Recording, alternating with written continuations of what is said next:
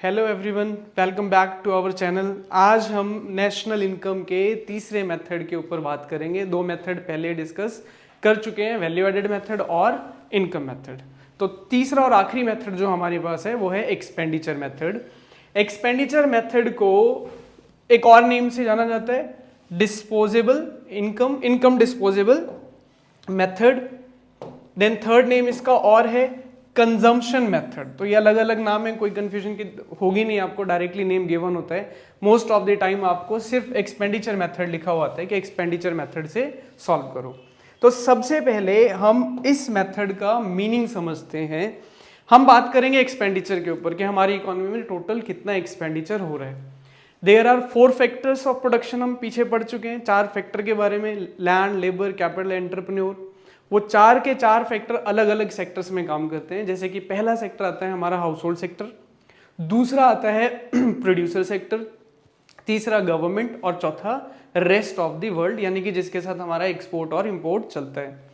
ये सभी सेक्टर्स जितना भी गुड्स एंड सर्विसेज का प्रोडक्शन करते हैं, अगर हम उनको एक साथ ऐड कर दें तो हमारी इकोनॉमी का जीडीपी कैलकुलेट हो जाता है अकॉर्डिंग टू एक्सपेंडिचर मेथड। यहां पर मैं प्रोडक्शन की बात कर रहा हूं, प्रोडक्शन बाय ऑल सेक्टर। तो प्रोडक्शन का मतलब क्या है? फ्रॉम पिन टू प्लेन, एक छोटी से छोटी कमोडिटी से लेकर बड़ी से बड़ी कमोडिटी, सबका total.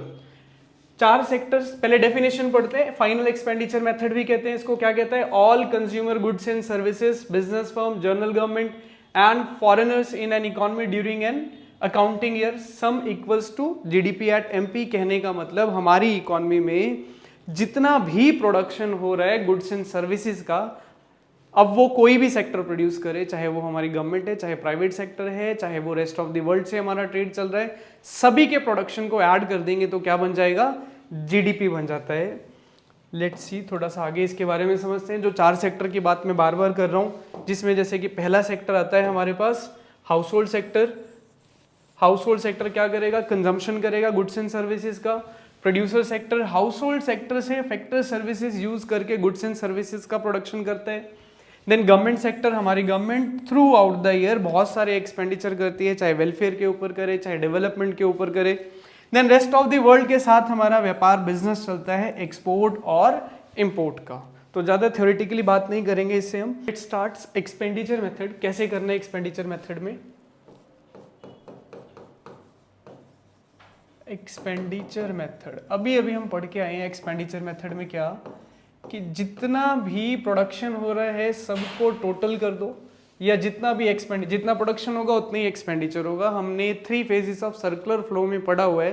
First phase of production, जिससे हमारा वैल्यू एडेड मेथड निकलता है। सेकेंड फेज वहां से बनता है हमारा इनकम जनरेशन। थर्ड फेज क्या होता है? हमारा कंजम्पशन का फेज होता है, जहां पर हम सारे एक्सपेंडिचर करते हैं। तो सबसे पहले इसमें चाहिए होता है हमें private final consumption expenditure. Private final consumption expenditure क्या होता है? हाउस होल्ड्स जितना भी खर्चा करते हैं अपने कंजम्पशन के ऊपर, डेली नीड के ऊपर, गुड्स एंड सर्विसेज के ऊपर, वो होता है हमारा private final consumption expenditure. Plus government final consumption expenditure, हमारी गवर्नमेंट जितना कंजम्पशन एक्सपेंडिचर कर रही है, चाहे वो वेलफेयर के ऊपर करे, चाहे वो डेवलपमेंट के ऊपर करे। Plus net export.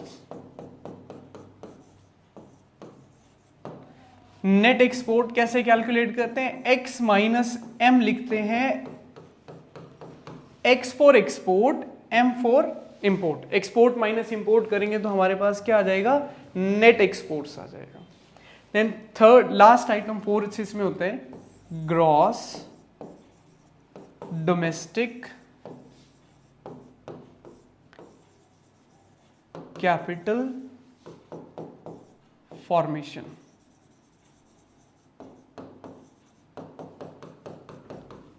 और सबको ऐड करेंगे तो क्या आ जाएगा हमारे पास? जीडीपी एट एमपी आ जाएगा। फिर से देखते हैं एक बार। सबसे पहले क्या ऐड करेंगे हम?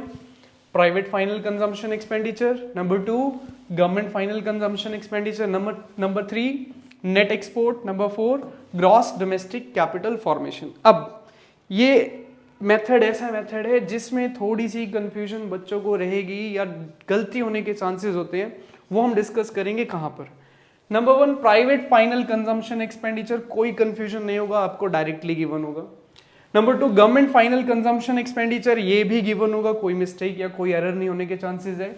नेट एक्सपोर्ट्स भी गिवन होता है, समटाइम नेट इंपोर्ट करके देगा तो याद रखना आपने नेट एक्सपोर्ट ऐड करने हैं, नेट इंपोर्ट होगा तो माइनस कर देंगे। And last one is gross domestic capital formation. Concept सिर्फ यही समझने वाला है। समझने वाली बात ये इस मेथड में हमें कंफ्यूजन होगी सिर्फ यहीं पर, ग्रॉस डोमेस्टिक कैपिटल फॉर्मेशन में याद रखना gross domestic fixed capital formation given होगा, फिक्स्ड कैपिटल फॉर्मेशन। तो जैसे ही आपने फिक्स्ड वर्ड देखा ग्रॉस डोमेस्टिक के साथ, आपने क्या करना है, ऐड कर देना है change in stock, change in stock. Fixed capital formation के साथ चेंज इन स्टॉक ऐड किया आपने तो ये आ जाएगा आपका ग्रॉस डोमेस्टिक कैपिटल फॉर्मेशन।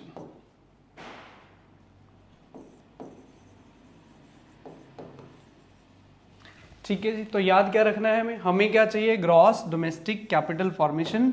अगर फिक्स गिवन है तो चेंज इन स्टॉक ऐड कर देंगे, हमारे पास ग्रॉस डोमेस्टिक कैपिटल फॉर्मेशन आ जाएगा।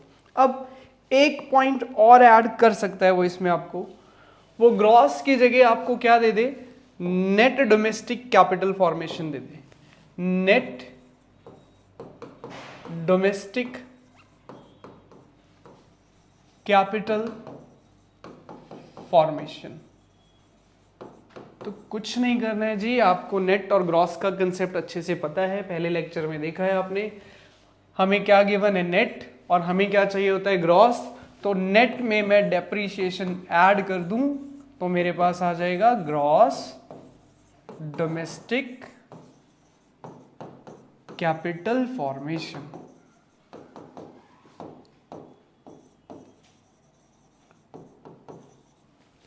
डन। यानी कि क्वेश्चन में फिक्स दिख जाए और आप एक्सपेंडिचर मेथड कर रहे हो तो क्या ऐड कर देना, चेंज इन स्टॉक। और ग्रॉस नेट दिख जाए तो डेप्रीशिएशन ऐड कर दोगे, आपका वो ग्रॉस डोमेस्टिक कैपिटल फॉर्मेशन में कन्वर्ट हो जाएगा।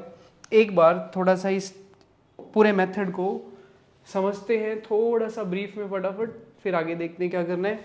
हमें कैलकुलेट क्या करना होगा, नेशनल इनकम कैलकुलेट करना है अकॉर्डिंग टू एक्सपेंडिचर मेथड। तो सबसे पहले हमें क्या चाहिए, private final consumption expenditure plus government final consumption expenditure plus net exports plus gross domestic capital formation. इस पूरे लेक्चर में हमने ज्यादा फोकस इसी चीज के ऊपर किया है, गलती होने के चांसेस यहीं से होंगे। जैसे हम चारों फैक्टर को ऐड करते हैं हमारे पास क्या आ जाएगा, जीडीपी एट एमपी आ जाएगा। और हमें क्या करना है, नेशनल इनकम निकालना है, तो जीडीपी एट एमपी से कन्वर्ट करना है इसको एनएनपी एट एफसी पर। तो ग्रॉस से नेट पर जाना है, क्या करेंगे, माइनस डेप्रीशिएशन। डोमेस्टिक से नेशनल पर जाना है, क्या करेंगे, plus NFIA, net factor income from abroad add कर दिया।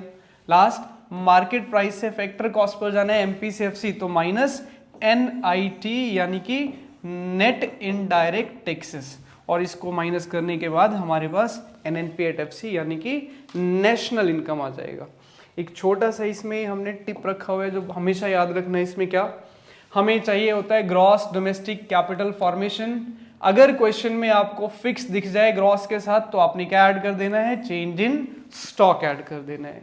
यानी कि ग्रॉस फिक्स कैपिटल फॉर्मेशन है तभी आपने चेंज इन स्टॉक ऐड करना है। अगर gross domestic capital formation given है, फिक्स गिवन नहीं है, तो हमें चेंज इन स्टॉक को इग्नोर करना पड़ेगा। पूरे लेक्चर में इसके ऊपर हमने ज्यादा फोकस किया, इसको ज्यादा ध्यान से समझा। यही मिस्टेक करवाता है बच्चे, इसमें ही गलती करते हैं, तो प्लीज इसके ऊपर ध्यान देना। और इस मेथड में कुछ भी नहीं है जी, ये एक रिकॉल कर दिया आपको। आई होप कि मेथड समझ में आया होगा। Thank you very much, take care.